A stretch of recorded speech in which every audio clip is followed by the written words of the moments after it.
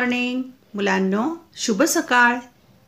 मराठी युवक भारती इयत्ता 12वी हा विषय आज आपण अभ्यासाला घेतलेला आहे आणि भाग क्रमांक 1 मधील बहु असोत सुंदर काव्यानंद ही कविता आज आपण अभ्यासणार आहोत.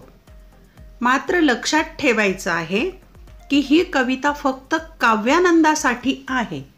मात्र हे गीत ताला सुरात सादर करण्यासाठी तोंडी परीक्षेला येऊ शकते.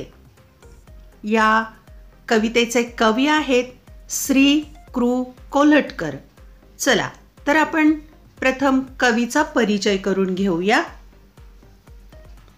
श्री कृ कोल्हटकर, त्यांचा जन्म आणि मृत्यूचा काळ आहे 1871 ते 1934. समीक्षक, विनोदी लेखक, कवी, नाटककार, कथाकार, कादंबरीकार. महाविद्यालयात शिकत असतानाच ते समीक्षेकडे वळले. विविध वाङ्मय प्रकारांचे लेखन करत असताना त्यांचे समीक्षणात्मक लेखन सुरूच होते. कोल्हटकर यांची प्रतिभा बहुमुखी होती. त्यांनी मराठी नाटकाला नवे स्वतंत्र रंगरूप दिले व त्याबरोबरच रूढींच्या नावाखाली चालणाऱ्या हास्यास्पद गोष्टींविषयी विनोदी लेखही लिहिले. विनोदाचा शस्त्राप्रमाणे वापर व कालातीत असा शुद्ध विनोद ही त्यांच्या विनोदाची वैशिष्ट्ये. दुटप्पी की दुहेरी, श्यामसुंदर या कादंबऱ्या, गीतोपायन हा काव्यसंग्रह, आत्मवृत्त आणि काही कथा इत्यादी वाङ्मय निर्मिती. बहु असोत सुंदर संपन्न की महा ही त्यांची काव्यरचना महाराष्ट्र गीत म्हणून अतिशय लोकप्रिय आहे. द्वितीय महाराष्ट्र कवी संमेलन पुणे तसेच 12वे महाराष्ट्र साहित्य संमेलन पुणे यांचे अध्यक्षपद त्यांनी भूषवले. कवीने या गीतात महाराष्ट्र भूमीच्या अनेकविध वैशिष्ट्यांचा गौरवपूर्ण उल्लेख केला आहे. उत्तुंग पर्वतरांगांमध्ये वसलेला, गगनाला गवसणी घालणाऱ्या, आकांक्षा बाळगणारा महाराष्ट्र आम्हाला सर्वात प्रिय आहे असे गौरवपूर्ण उद्गार या गीतात काढले आहेत. अंतःकरणाचे औदार्य, सद्गुणांची संपदा आणि नवरत्नांची खाण असणारा महाराष्ट्र आम्हाला अभिमानास्पद आहे हे कवीने अतिशय ओजस्वी वाणीत नमूद केले आहे. पराक्रम, भक्ती, वैराग्य या गोष्टी एकाच ठिकाणी आढळणारा प्रदेश ही महाराष्ट्राची वेगळी ओळख या गीतातून करून दिली आहे. अशा प्रिय महाराष्ट्रात मराठी भाषेला लोकव्यवहारात गौरवाचे स्थान प्राप्त व्हावे, तसेच महाराष्ट्राच्या थोरवीचे मर्म सर्वांच्या मनात ठसावे अशी अपेक्षा कवीने व्यक्त केली आहे. या कवितेची थोडक्यात मध्यवर्ती कल्पना अशी आहे की हे महाराष्ट्र गीत आहे. महाराष्ट्राची उज्ज्वल परंपरा, महानता व महाराष्ट्र भूमीची अनेकविध वैशिष्ट्ये यांचे गौरवपूर्ण चित्रण या गीतातून साकारलेले आहे. राष्ट्रहित, राष्ट्रभक्ती व राष्ट्रसेवा हा त्रिवेणी राष्ट्राभिमान या कवितेतून ओजस्वीपणे कवीने मांडलेला आहे. बहु असोत सुंदर संपन्न की महा, प्रिय अमुचा एक महाराष्ट्र देश हा, हे ध्रुवपद आहे. पुढच्या ओळी, गगनभेदी गिरिविन अनुन्नच जिथे उने, आकांक्षा पुढती जिथे गगन ठेंगणे, अटकेवरी जेथील तुरंगी जलपिने, तेथ अडे काय जलाशय नदान्विने, पौरुषासी अटक गमे जेथ दुस्सहा. या ओळीतील आपण कठीण शब्द पाहूया. बहु म्हणजे खूप, संपन्न म्हणजे वैभवपूर्ण, महा म्हणजे महान, गगनभेदी म्हणजे उत्तुंग, आकाशाला भेदणारे, गिरी म्हणजे पर्वत, विन म्हणजे शिवाय, अनु लहान भाग, उणे असणे, कमतरता असणे आकांक्षा इच्छा, गगन आकाश, ठेंगणे भासणे बुटके, अटके परी अटक, उत्तरेकडील पानिपत हे एक क्षेत्रस्थळ आहे, ठिकाण आहे. तुरंगी म्हणजे घोडा, तुरंग घोडा, जल पाणी. नदा याचा अर्थ मोठा प्रपात किंवा धबधबा, मोठा जलप्रपात. पौरुष कर्तृत्व किंवा पुरुषार्थ, अटक कैद.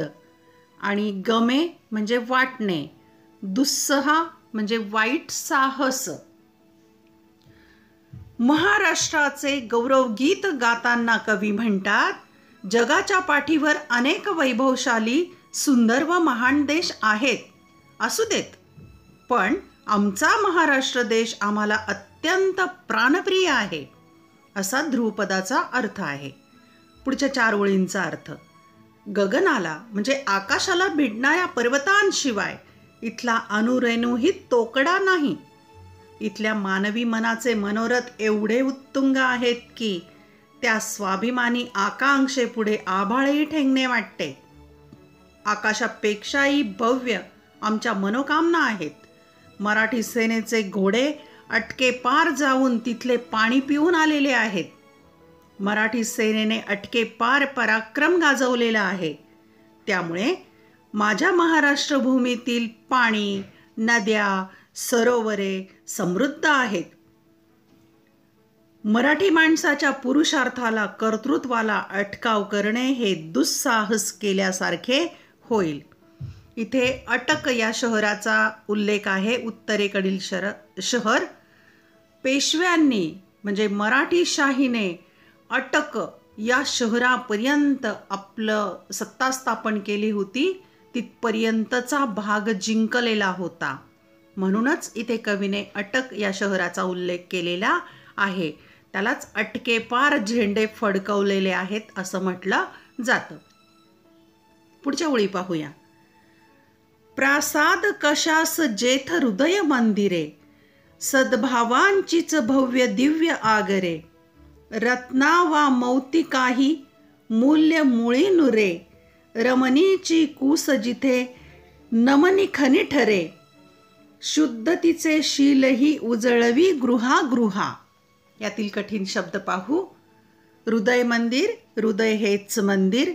सद्भावना म्हणजे चांगल्या भावना, भव्य म्हणजे मोठे, दिव्य म्हणजे तेजस्वी, आगर याचा अर्थ भांडार, शेती, मळे वगैरे. मौक्तिक म्हणजे मोती, मूल्य म्हणजे किंमत, नुरे म्हणजे उरत नाही, रमणी म्हणजे सुंदर स्त्री किंवा ललना, कुस कुशी, नुमनी म्हणजेच नवरत्न, शील म्हणजे चारित्र्य, गृह म्हणजे घर. याचा अर्थ असा, जिथे हृदयांचीच पवित्र मंदिरे आहेत तेथे भव्य राजवाडे कशाला हवेत. सद्गुणांची उदात्त आणि तेजस्वी क्षेत्रे या महाराष्ट्र भूमीत वसली आहेत. यापुढे रत्न किंवा मोती सुद्धा फिके पडतात. इथल्या मातेची कूस म्हणजे कर्तृत्ववान नवरत्नांच्या खाणी आहेत. मातेचे शुद्ध व सात्विक चारित्र्य संपूर्ण घरोघरी उजळत आहे. पुढच्या ओळी पाहू. नग्न खड्ग करी उघडे बघुनी मावळे, चतुरंग चमूंचेही शौर्य मावळे, दौडत चहूकडुनी जवे स्वार जेथले, भासती शतगुणित जरी असती एकले, यांना मा परिसुनी रिपुशमित बलहा. अहा. इथे कठीण शब्द आहेत. नग्न खड्ग म्हणजे उघडी तलवार, खड्ग तलवार. करी म्हणजे हात. चतुरंग चमू म्हणजे मोठ्या सैनिकांची तुकडी. शौर्य शूरता. मावळे मावळतो किंवा झाकोळून जातो. दौडत घोडदौड करत. जवे म्हणजे जेव्हा. शतगुणित म्हणजे 100 पट. यन्नाम्मा याचा अर्थ त्या नावाला किंवा त्या कीर्तीला साजेसे. रिपू म्हणजे शत्रू. परिसुनी म्हणजे जाळून किंवा जाणून. शमित बल याचा अर्थ कमजोर. इथे कवी म्हणत आहेत, हातात उघडी समशेर किंवा तलवार घेऊन जेव्हा मावळे शत्रूवर तुटून पडतात तेव्हा शत्रूंची चतुरंग सेना ही पराजयाने झाकोळून जाते. घोड्यावरून मावळे जेव्हा चहूबाजूंनी दौडत येतात तेव्हा एकटा एकटा मावळा 100 पटीचा पराक्रमी वाटतो. यांची कीर्ती ऐकून शत्रूसुद्धा हतबल होतो. पुढच्या ओळी पाहूया. विक्रम वैराग्य एक जगी नांदती, जरी पटका भगवा झेंडा ही डोलती. धर्म राजकारण समवेत चालती, शक्तियुक्ती एकवटुनी कार्य साधती. पसरे यत कीर्ती अशी विस्मयावहा. इथे कठीण शब्द पाहू. वैराग्य म्हणजे विरागीपणा. नंतर मावळे याचा अर्थ छत्रपती शिवाजी महाराजांचे शिलेदार सैनिक. जरी पटका म्हणजे भगवन निशान आहे. आणि समवेत सोबत, विस्मयावहा आश्चर्यकारक. इथे कवी म्हणतात, महाराष्ट्र भूमीत विरागीपणा आणि शौर्य हातात हात घालून नांदते. जरी पटक्यांचा भगवा झेंडा अभिमानाने वाऱ्यावर डोलत असतो. धर्म व शासन एकमेकांसोबत असतात. शक्ती व युक्ती एकरूप होऊन येथील कार्य तडीत जाते. अशा प्रकारे महाराष्ट्राची कीर्ती आश्चर्यजनक व अभिमानास्पद ठरलेली आहे. पुढच्या ओळी पाहू. गीत मराठ्यांचे श्रवणी मुखी असो, स्फूर्ती दीप्ती धृतीही देत अंतरी ठसो. वचनी लेखनीही मराठी गिरा दिसो, सतत महाराष्ट्र धर्म मर्म मनी वसो. देह पडो तत्कारणीही असे स्पृहा. कठीण शब्दांचा अर्थ पाहू. श्रवणी म्हणजे कानी, स्फूर्ती प्रेरणा, दीप्ती याचा अर्थ तेज, अंतरी म्हणजे मन हृदय. नंतर धृतीही म्हणजे धैर्य किंवा दृढता. वचनी म्हणजे वाणी. नंतर मराठी गिरा याचा अर्थ मराठी लिपी आणि भाषा वर्णमाला. मराठी भाषा वर्णमाला मराठी गिरा. मर्म याचा अर्थ केंद्र किंवा सार. देह म्हणजे शरीर. तत्करणी म्हणजे त्या कारणाने. स्पृहा म्हणजे इच्छा. आपण अर्थ समजून घेऊ. कवी असं म्हणतात, महाराष्ट्राचे हे वैभव किंवा मराठी गौरव गीत नेहमी मुखात असो आणि कानात गुंजत राहो. या गीताची प्रेरणा, तेज आणि धैर्य मनामनात ठसू दे. बोलण्यात आणि लिहिण्यात मराठी भाषा किंवा वर्णमाला नित्य असू दे. सतत महाराष्ट्र धर्म मनामध्ये कायम राहो. आमचा देह महाराष्ट्र देशाच्या चरणाशी सदैव समर्पित असो, अशी आमची मनोकामना आहे.